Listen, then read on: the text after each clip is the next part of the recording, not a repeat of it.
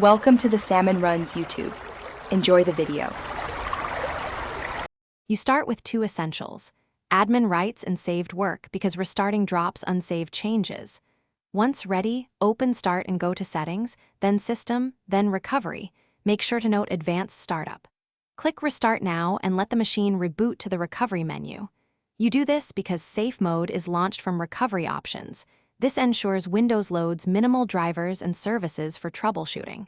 Stay with the screen and prepare to choose Troubleshoot on the next menu. Once the recovery options appear, choose Troubleshoot, then Advanced Options, and then Startup Settings. This reveals controls for boot behavior.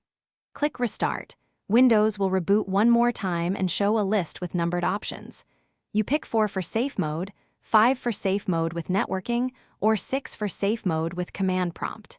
Make your selection by pressing the matching number key or function key. This tells Windows which minimal subsystems to load, so you can diagnose drivers, malware, or start up apps effectively.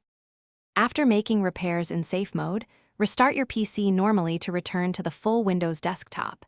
Safe Mode itself is temporary and uses minimal drivers, so some hardware might not work. If the issue is persistent, run System Restore or uninstall recent drivers while still in Safe Mode, because changes there affect the next normal boot.